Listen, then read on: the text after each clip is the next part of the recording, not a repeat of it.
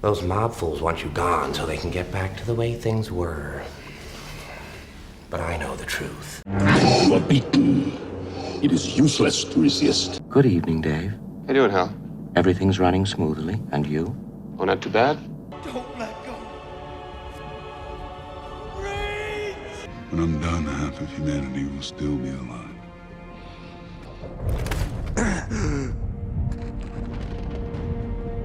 I hope they remember you.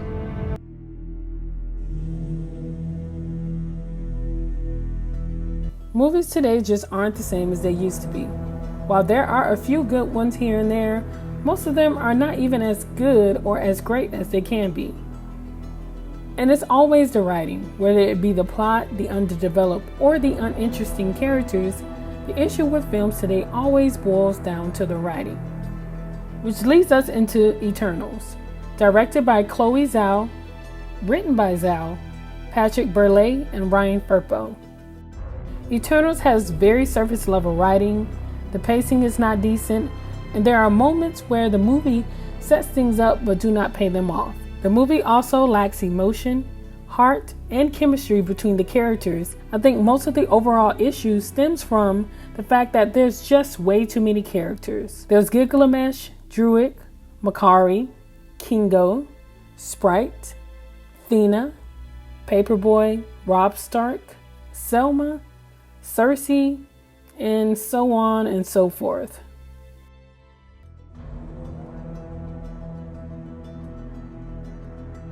At times I forgot Cersei was supposed to be the main character. Her presence wasn't as impactful as it should have been, especially since she's been chosen to be the leader in the end. Yet for some reason, she seemed to drift into the background during parts of the movie. Her presence wasn't as impactful as it should have been. When it came to Cersei, I do feel like they put too much focus on she and Icarus' relationship, given that it took away from getting to know more about her as a person. In the end, their relationship didn't really mean anything. It didn't affect the story in any way, and the same can be said for her relationship with Jon Snow. Robb Stark and Cersei's relationship could have been removed, and more focus could have been geared towards Cersei's character traits.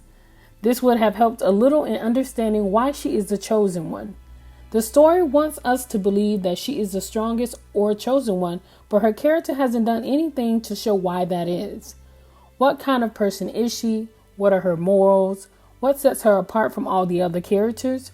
What makes her the strongest? It can't just be because she did a magic trick that has never been done before, which was pretty much the only thing she did. All the other characters seem to have contributed a little more.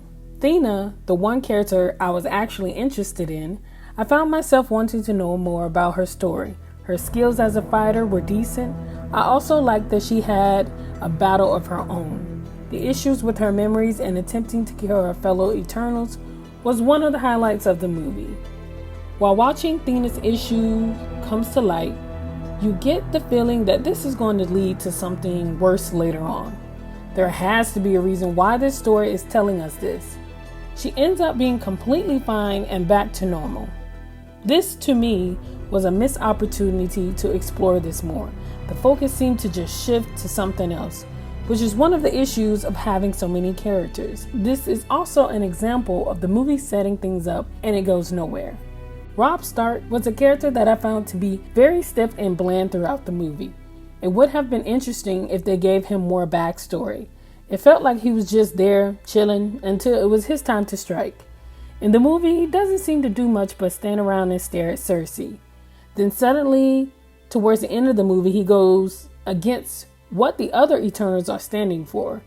To me, it would have been interesting had the movie gone into why Robb Stark feels so connected to Arishem, and in the end, he couldn't even exist with the thought that he had failed him. That would have been a better story for a character who feels they need to kill or harm people they love in order to carry out a mission that they believe in.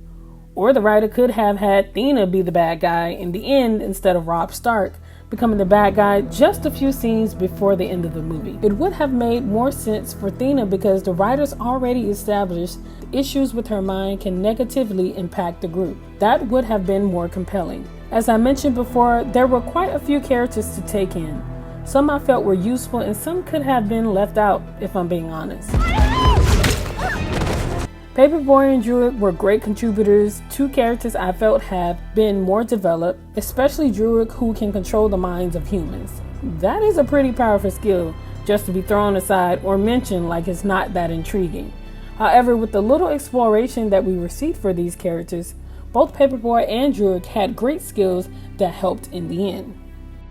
The villain or villains, I'm still trying to understand if there was more than one. I guess either the deviants who turned evil or ultimately Arsham. Whichever one it really is, they were very underwhelming. I didn't feel nervous or scared for the heroes at all because the villain didn't have any high stakes or create any obstacles for the heroes. I felt the movie should have upped the ante, made the villain, more villainly. But again, this all ties into the fact that this movie has too many characters and so little time to fully flesh out all of the elements of the story. The movie was very ambitious, not only trying to cover 10 characters and a villain, but also trying to create room for the plot and its backstory.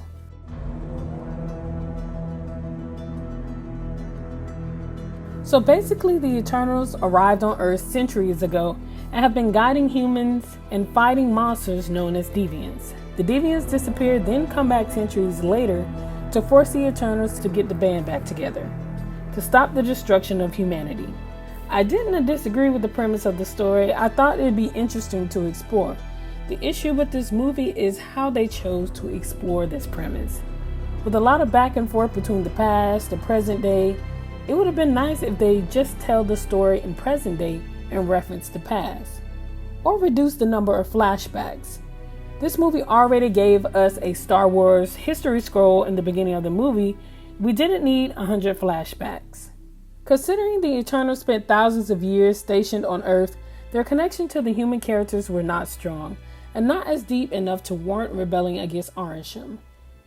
And it doesn't help that the Eternals were so obsessed over speaking with him. Only 4 out of 10 were involved or had a relationship with the humans, and even those were not fully developed enough. Paperboy had a son and a husband. Cersei had Jon Snow. Druid liked to manipulate them mentally, and Kingo made movies under different aliases for thousands of years.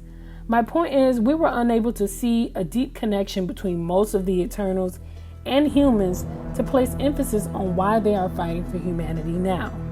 You would think that they would have shown Sprite establishing some sort of human involvement to better explain why she is willing to give up her powers to be a human. While watching this film, I wanted them to dive into why the Eternals never interfered or fought in the war with the Avengers. And they do answer that question and try to explain away the fact that it doesn't make sense. So they were told by Arsham or Selma, Ajax, who was the leader at the time, not to interfere in human affairs. This was a conflict for a few of the Eternals, especially Druid, who felt this was wrong. So why didn't he, along with some of the other Eternals, help if they cared so much about humanity? They could have rebelled against the idea of sitting back while half of humanity is about to be wiped out. Their exploration may have been better if perhaps they explained that they tried to, but their powers had been taken away and they couldn't fight. Maybe Arsham could have been the one to take their powers away to allow human events to take course to prevent the Eternals from interfering. I really don't know what they could have done. I just don't think the reason the movie gave for not assisting with Thanos was good enough. I'm assuming based on the credit scene that there is supposed to be a part 2. Hopefully we will get to know more about Arsham and what his plans are exactly and what he represents.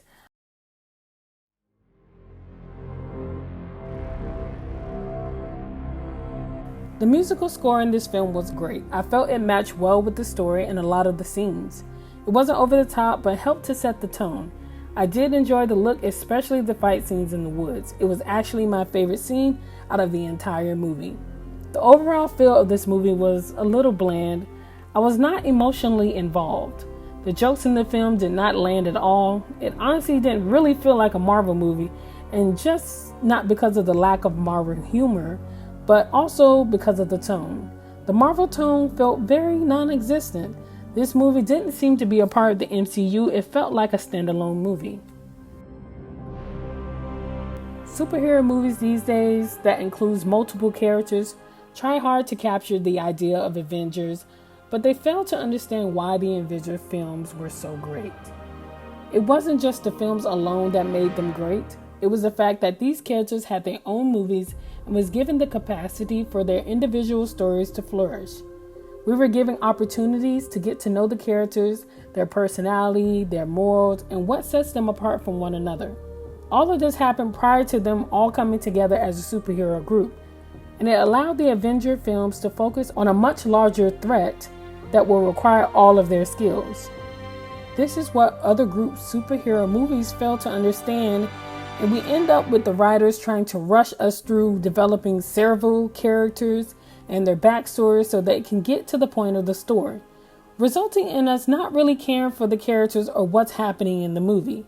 Eternal tries to cover so much in just a span of 2 hours and 37 minutes. While that sounds like a decent amount of time, especially for a Marvel movie, it just isn't enough to cover the 10 characters that we just don't know. Eternals may have been more effective and cleaner had there been less characters, but truly some needed their own movies, just like every other movie with multiple POV characters. Or this story could have easily been limited or a mini-series to provide more space for the different characters to breathe. If you watched the Eternals, let us know in the comments what you thought about the film. As always, thank you for watching, and don't forget to like, comment, and subscribe.